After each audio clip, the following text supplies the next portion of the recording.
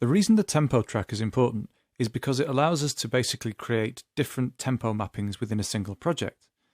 And there are two main uses for that. One use is to have different scenes of a film at different points on the timeline, and therefore if the first scene needs to be quick but the second scene needs to be slower, you don't have to create two separate projects to do that.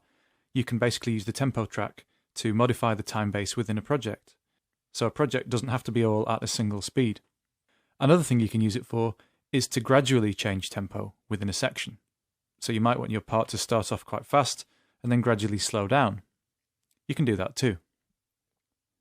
So let's say I was to add an instrument part. I'm going to choose Absynth, just for argument's sake. And find a sound. Piano, perhaps.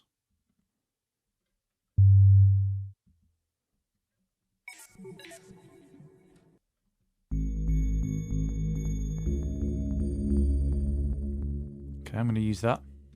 Now I'm going to just set my tempo, my master project tempo here to 100 BPM. You can see that my tempo adjusts itself. I'm just going to record a very simple part and then I'm going to demonstrate tempo changes. Turn my metronome on and activate record.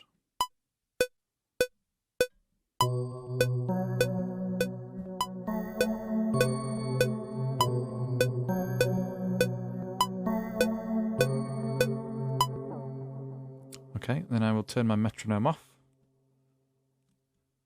quantize my part, zoom in a bit so I can see it. There it is.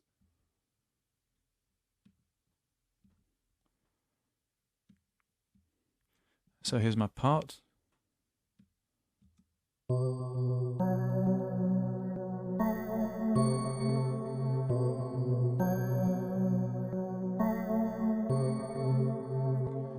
And then I can just create another instance of that, and then I will set a loop here so that I can work on it without it falling off the end. I could use the pen tool to draw in a tempo change. You'll see it's obeying the snap settings at the moment. It's snapping from bar to bar, although I could change that to beats. So now it will snap to beats.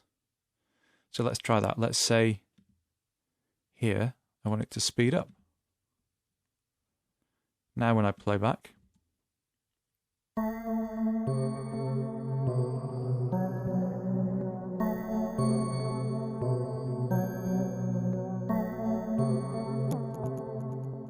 that's creating some weird artifacting, but that's the fault of Absynth, not Cubase.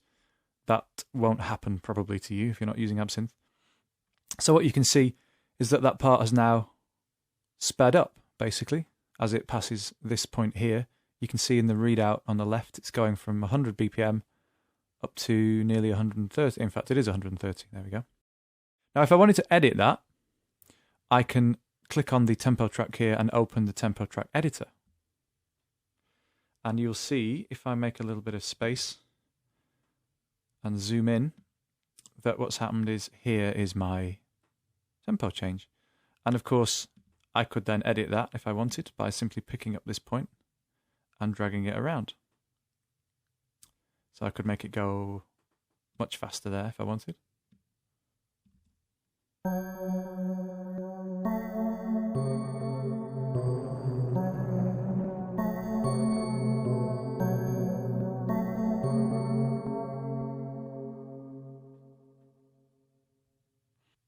I could change the transition type from ramp to a jump, like that. So obviously that's changed it from transitioning to just leaping straight from one to another.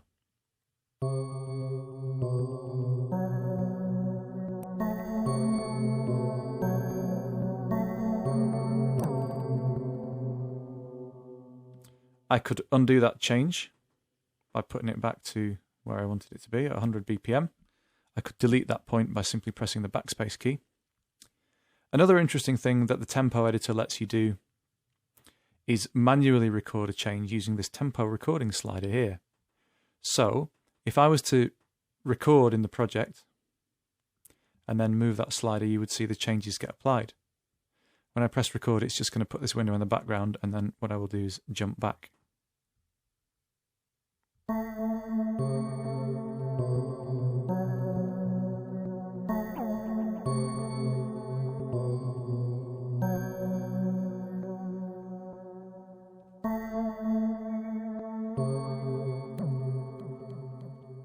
And when I do that, you can see I've got my BPMs along the left here. Cubase has approximated some of those many points that I created, which is quite helpful. And it's also created a list of tempo events here on the left. If I go back into my editor, I've got some other tools. I can erase certain tempo automation points. I can zoom in and out. And of course, I've got snapping as before. So I can make it snap to very precise values, or I can have it a bit more open-ended.